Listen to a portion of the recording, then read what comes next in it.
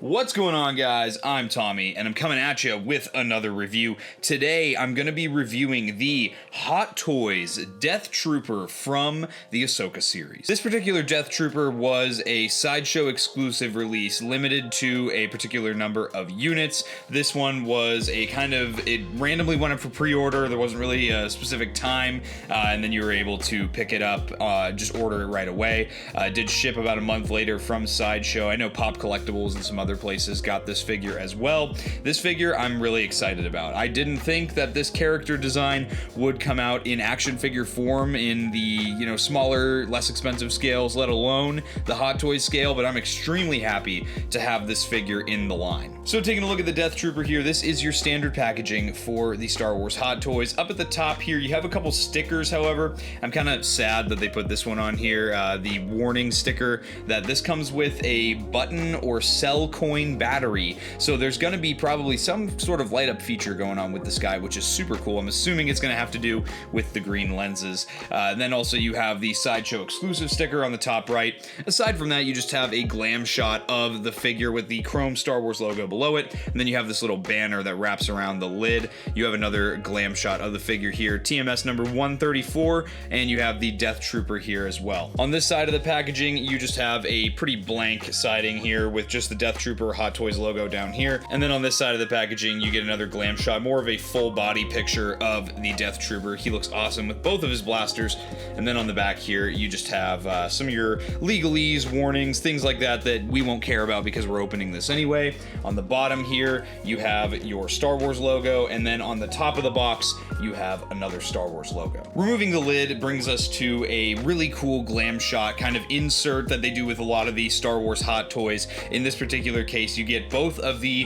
head options. There are two head options for this figure here. You have the regular one, and then you have the one with the exposed zombie face, which I'm really excited about. Pulling this off of the box here, because this is not taped in or anything, leaves us with our figure in the tray with all his accessories. So without further ado, let's not waste any time. Let's get this guy opened and we'll check him out. All right, guys, here is our Death Trooper out of the box, and man, oh man, I say it every single time I open a Hot Toys product. This guy has completely blown me away with the attention to detail and the level of just intricacy that is involved with this particular figure. There is a whole lot going on, and there's a lot I want to get into, so let's just start taking a look at him top to bottom. So if for some reason you weren't already aware of like what this design is, in the Ahsoka series, you have basically all the troopers that were on Thrawn's Star Destroyer, the Chimera, have been trapped on Peridea for probably about 10 years by the time of the Ahsoka series, and these guys obviously have become decrepit. A lot of them probably died in the process. So what happens is these guys are given these red wrappings from the Night Sisters that are also on Peridea, and you can see kind of the gold here is meant to kind of be fixed armor, kind of like kintsugi, which is a Japanese art form where you kind of replace armor bits that have been damaged or destroyed. And in pottery in Japan they do this just to kind of make it so that it's more beautiful when it's repaired after it's been damaged, and that's the same kind of effect you have on this armor here. So really this is an Imperial Death Trooper just with a bunch of stuff on the armor. You can also see the amazing wash that has been applied to the armor as well. This is just crazy. The amount of weathering that went into this is just absolutely insane. Just taking a look at the figure, just kind of spinning him around here, you've got so much detail here. Taking a look at the helmet here, I figured it would be best to just remove the helmet from the head. You've got this really nice, very dirty green visor. You can see the dirt and the grime all along the edges of the visor, which is level of detail on this is just insane. All the intricate details here on throughout the entire helmet, whether it's that kintsugi style repair done or just the wash, the dirt, the grime that has accumulated on this helmet over the 10 years they've spent on Peridea is just absolutely amazing. It is so crazy the next level attention to detail that Hot Toys goes to. You'll also notice that the top of the helmet does remove via magnets. There are two magnets on the top of the helmet, kind of click into place. place, this is where you will put in those batteries. I'll show you that actually right now so that we can just get that out of the way. What you're gonna need is a probably number 0 size Phillips head screwdriver to get this out. It is hard to see, but in the bottom of the little port for the batteries, they do show you which direction they should be facing.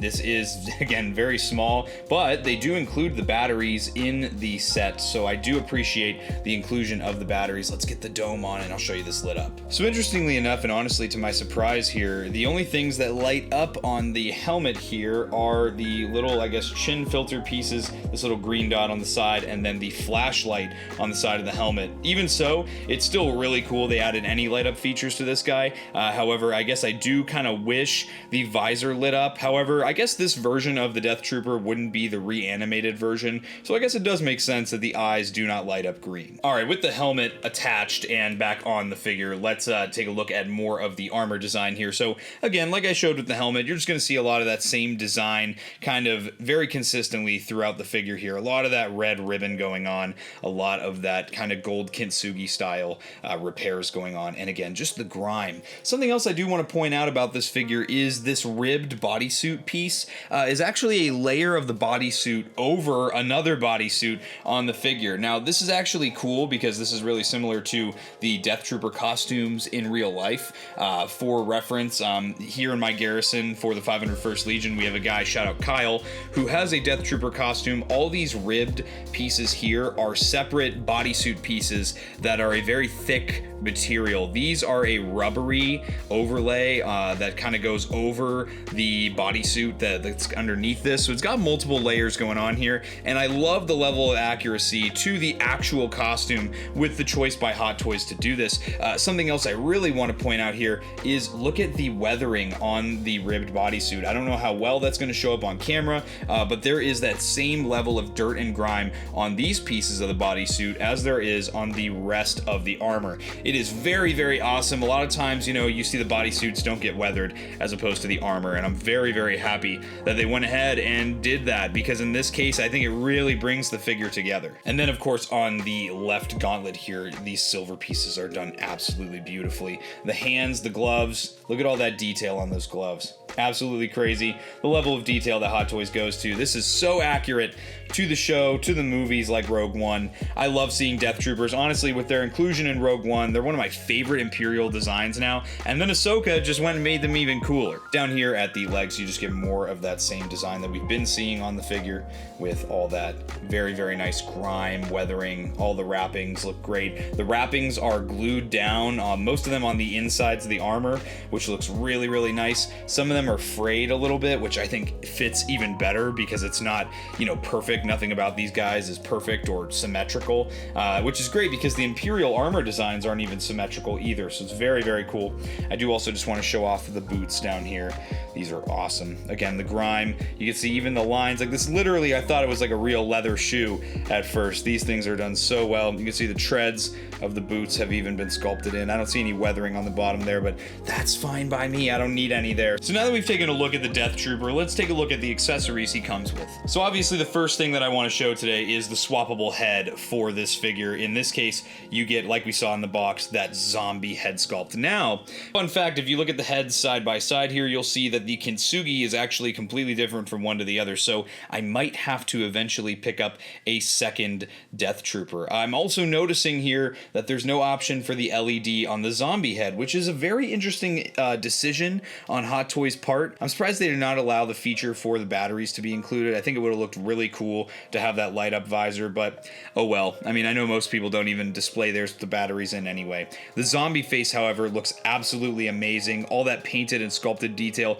of those just disgusting zombie teeth. The inside of the mouth looks disgusting as well. Very grotesque, very nicely done. And again, just a lot of the details are different from helmet to helmet, so you could technically have two of these guys on your shelf. And like I said, I think eventually I would be in the market for a second one of these. Maybe if I find it at like ICC-Con this year or Toy Hio, I might be in on another. And now that we have my preferred look for the Death Trooper, let's cover his articulation real quick before we check out the rest of the accessories. So at the top top of the head, you do have, like I was saying, a barbell joint, so he's got some good range out of that. You can get him some really nice down there. And can he look up? Not really, and I think that's just due to the design of the character. However, there are other ways you can get him to look up a little bit. He's got some nice tilt here, and then he can obviously look right and left as well. At the shoulders, there is a ball joint. So what you're going to see is these shoulder armor pieces. This is different than how, in my experience, Hot Toys usually does these. These are actually pieced with the carapace of the armor, so as you lift up the shoulder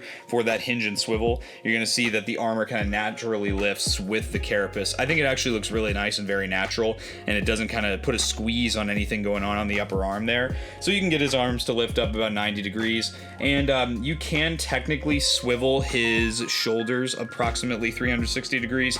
However, due to the bodysuit and everything going on underneath the armor, it's going to be very limited. But if you were to take all this off, you can get it to swivel a full 360 degrees.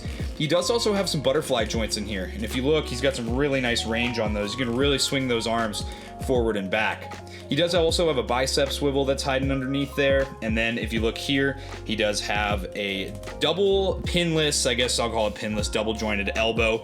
He does have about a 90-degree bend there. I'm gonna watch these elbows just because of that rubbery overlay. I feel like that's just gonna corrode over time and just kind of fall apart, so I will be wary of that. He does also have that hinge and swivel at the wrists. You got the swivel there, and then whatever direction it's like swiveled is kind of dependent on how that hinge will go. So it's a very, very nice system. He does have a ball joint kind of at the waist here. However, it's going to be extremely limited just due to how much armor this guy has on. And that's, kind of to be expected. At the ball joints at the hips here are also very nice. I will say this rubbery kind of suit has a lot of give to it. I'm very, very happy with how much give this has. He does also have a thigh swivel underneath there. Again, I will say all the parts that have these kind of rubbery pieces on them all over the undersuit are very, very nice. They don't lack the articulation at all. And then of course he's got those double jointed knees. Those can get past your 90-degree mark. Those actually have a really nice bend there.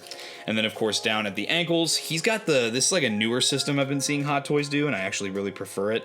It's like this barbell joint, so you can like swing the ankles forward, swing them back, and then they do have their own ball joint down at the bottom. For armored characters, this is a really nice design, and it really helps increase the mobility of those ankles. All right, Death Trooper's articulation covered with the preferred head sculpt. Let's go check out the rest of the accessories. So obviously out of the box, as most Hot Toys do, this guy just has some open idle hands. However, he does have some swappable hand options as well. All you do to switch out the hands, you're just going to pull the hands out of the wrist pegs and you'll replace them with your new ones. So our first pair of swappable hands here are some trigger finger hands. These are great for left and right options. So technically, this guy could hold both of the blasters that he does come with at the same time. He does also come with some fist hands, which are a great option, especially for a dude that might not always be holding a blaster on your shelf. It's great to have the option of open idle hands like this, and then also have fisted hands. And then an option that is only available for the left hand here is this outstretched hand, much more of like a high-fiving or a waving hand.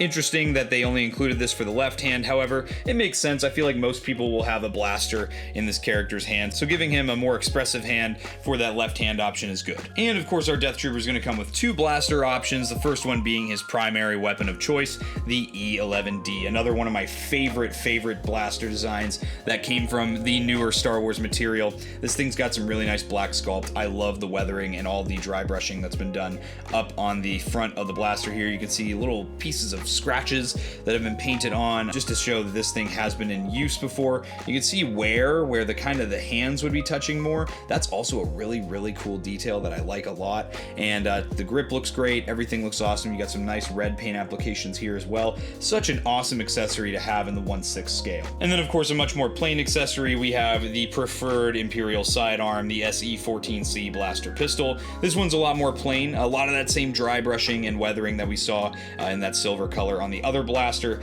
However, again, just a lot less detail on this. It's a sidearm though, so I'm not too upset about it. And then of course, as most Star Wars Hot Toys do, you have your display stand. So on this one, you have the nice little plaque on the front that in chrome does say Death Trooper. You have that nice little Imperial Star Destroyer flooring that most of them do. I like that they do these. This is probably my favorite one. Makes everything look uniform when you have a bunch of your Hot Toys standing together. Aside from that, it's very plain. There is a little bit of dry brushing done on the top here. And You do get the crotch grabber accessory for this guy. Obviously, he's not someone that flies or does anything, so a flight stand would be kind of pointless. All you do is put this in, it'll kind of snap into place, and then of course you do have the little wired piece, so you can raise it and lower it depending on how you have the figure posed. This does come out all the way. It's very easy to put back into the stand there if it does come out, so don't feel like you broke it if you did pull it out of the stand. It's a very nice stand, and again, I like that it's uniform to the other characters, especially from this faction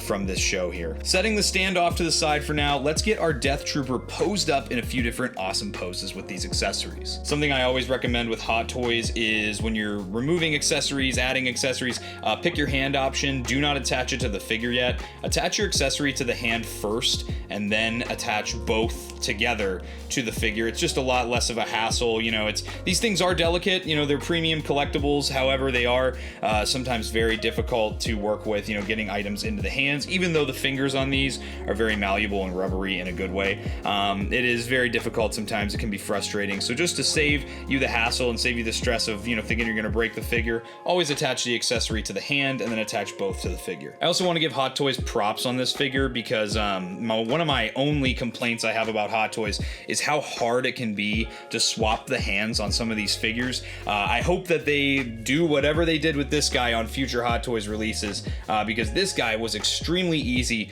to swap hands on. So here we have just a basic blaster holding pose with that E11D. This thing looks absolutely awesome. I'm so excited about this. One of my favorite blasters on one of my favorite Imperial character designs. This just looks too cool. This guy can also very easily shoulder the blaster. This looks really nice in the hand. Again, these hands are great to work with because it's unlike action figures. They don't like snap into place a lot of the times on those off hands, so you get a lot more leverage when you're trying to just pose them up. And again, very beautiful looking figure here. Here's a nice little basic pose here with the blaster pistol in hand. The blaster pistol, obviously, like the E11D, is gonna fit really nicely into the hand. And of course, we have to get him in some more zombie-like poses with those more open, outstretched hands, just to give off that zombie-like effect. This is definitely how I'm gonna be displaying this figure, as it is just such a cool moment from the Ahsoka series. And here he is balanced in a little one-legged pose. Again, just something a little more decrepit. I'm trying to get